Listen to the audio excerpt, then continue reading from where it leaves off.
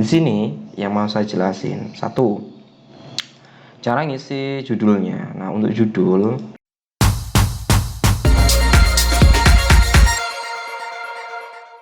Bismillahirrahmanirrahim. Di video kali ini kita akan membahas, sebelum ke materi pembuatan websitenya, kita akan membahas bagaimana kita menentukan project website kita itu mau dibawa kemana. Jadi nanti teman-teman bisa kalian download template-nya di Google Classroom, sudah saya sediakan. Nanti yang diisi itu yang bagian-bagian yang ada kuning-kuningnya, kecuali yang atas ya. Yang atas ini nanti nggak perlu diisi dulu, ini sebagai contoh.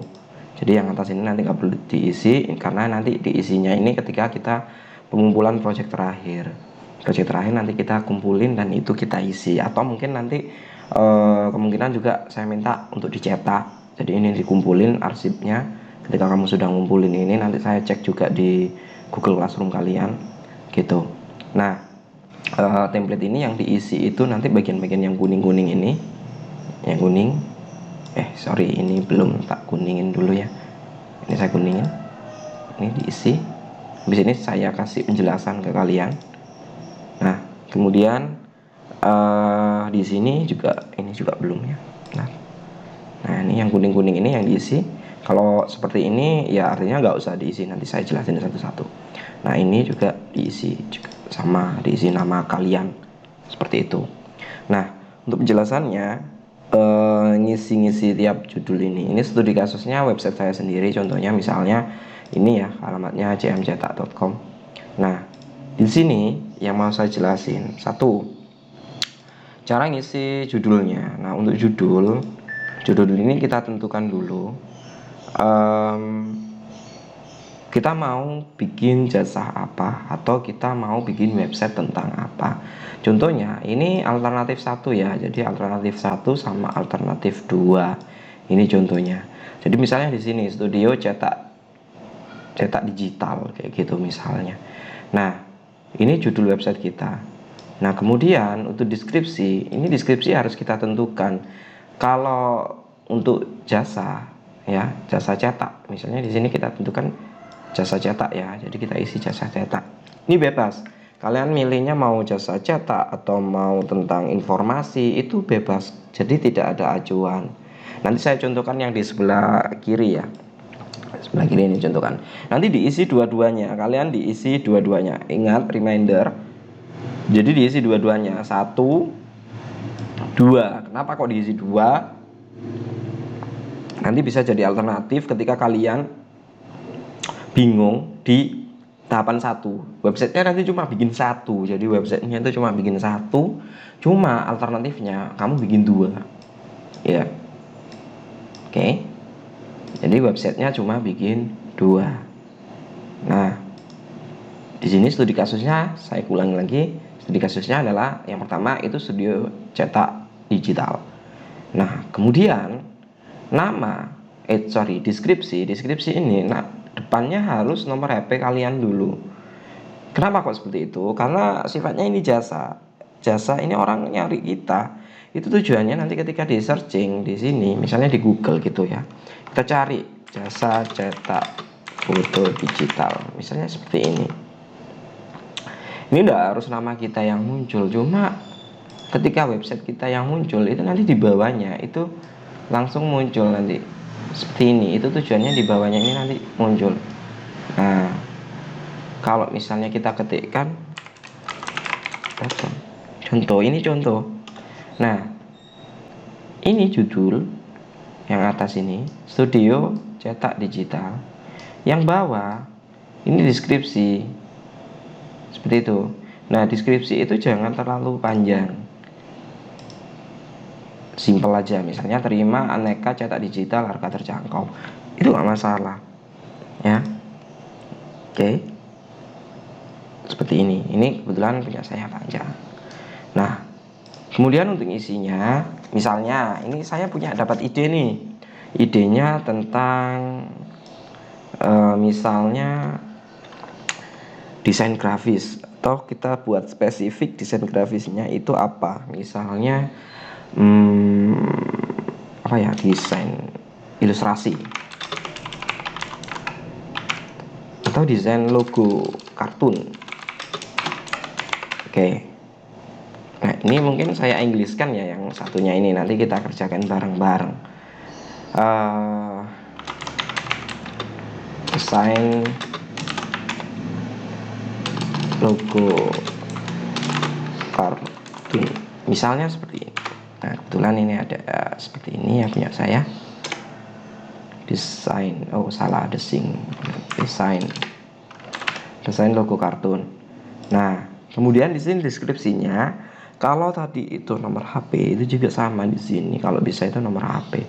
Tapi kalau misalnya target marketnya luar negeri, tidak perlu nomor HP juga nggak masalah.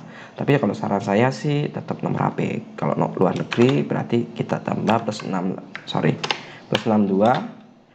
Di sini nggak usah kosong. 6575585937. Nah, kemudian sama, ini harus kita pisahkan minus.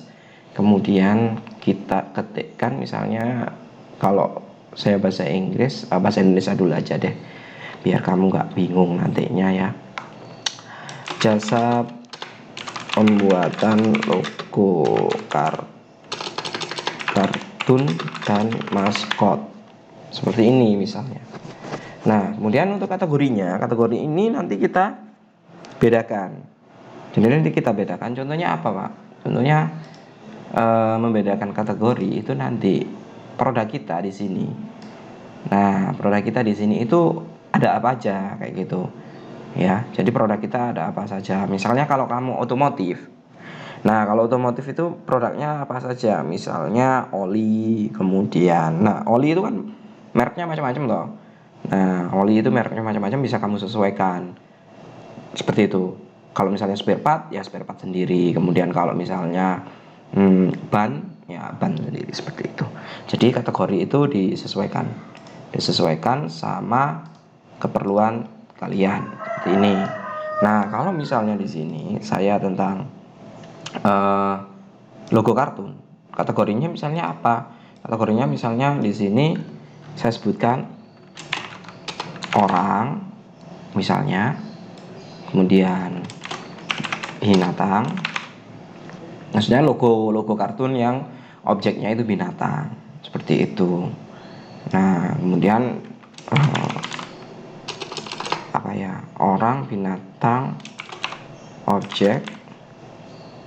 Nah, kemudian di sini misalnya lainnya, atau mungkin ya lainnya lah, seperti itu. Nah, sama seperti di sini, ini kategorinya, ini backdrop, kartu nama, stiker kemasan, foto dinding, undangan, seperti itu ya. Nah, kemudian di sini kita isikan juga niche ini maksudnya apa? Niche itu maksudnya kamu mau main di sektor mana nih, websitemu itu mau main di sektor mana. Misalnya ada hiburan, berarti artinya kan sektornya hiburan gitu ya. Nah, kalau kamu main di sektor makanan itu juga sama, nanti niche ini disebutkan satu sektor aja. Kalau otomotif, berarti ya otomotif seperti yang saya sebutkan di awal tadi. Kalau di sininya itu tentang otomotif, berarti misalnya spare part, ban, kemudian juga oli dan sebagainya. Artinya sektornya kamu itu main di sektor otomotif. Seperti itu. Semakin spesifik, semakin bagus. Paham ya? Jadi niche ini harus kamu tentukan. Niche itu sektornya, atau kamu mau main di sektor mana? Kuliner, hiburan, pendidikan, seperti itu. Nah, niche ini kita isi. Misalnya contohnya yang sini, berarti niche saya itu logo. Nah, kita ketikkan logo seperti ini, teman-teman.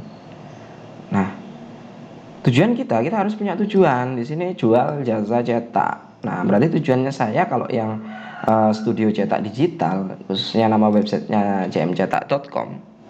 Nah, ini jmcetak.com ini berarti saya mau ngapain? Nah, saya mau jual jasa cetak foto. Kalau kamu misalnya sektornya di sini misalnya main di otomotif, misalnya otomotif. Nah, berarti nanti kamu mau ngapain dari website otomotif yang kamu buat itu, mau ngapain? Mau jualan atau mau sharing informasi? Nah, nanti itu ditentukan. Kalau misalnya sharing informasi, berarti seperti situs-situs otomotif lainnya, misalnya Otomania. Nah, misalnya Otomania ini artinya apa? Artinya di sini website kamu itu sharing informasi. Seperti itu teman-teman. Jadi di sini sharing informasi, bukan untuk jualan. Tapi kalau nanti pengen jualan Pak, apa bisa? Bisa. Contohnya apa? Contohnya nanti kita bikin iklan-iklan seperti ini. Nah, iklan-iklan seperti ini itu apa Pak? Iklan-iklan seperti ini itu namanya banner teman-teman. Makanya di sini ini yang hitam-hitam ini itu kamu harus nyiapin banner nanti. Tapi itu nanti dulu ketika websitenya sudah selesai atau websitenya sudah jadi. Nah, kayak gitu teman-teman. Nah, contoh kasusnya misalnya yang ini gitu ya. Yang ini studi kasusnya. Jadi nama websitenya apa Pak? Sorry, bukan nama website. Tapi tujuan websitenya apa Pak? Kalau yang ini berarti jual jasa pembuatan logo, atau misalnya jasa pembuatan logo, seperti itu. Nah, dari sini mungkin kurang lebihnya seperti itu. Nanti jika ada pertanyaan bisa langsung di grup WA kelas atau di kolom deskripsi, nanti saya jawab. Nah, ini tujuannya apa? Tujuannya itu menentukan websitemu itu mau dibuat seperti apa. Kemudian nanti websitenya itu mau membahas tentang apa. Dari sini kamu sudah bisa dapat gambaran untuk mengerjakan websitenya itu tujuannya seperti apa. Sisanya nanti bagaimana membuat website itu nanti kita bahas di materi selanjutnya. Sekian dari saya, terima kasih.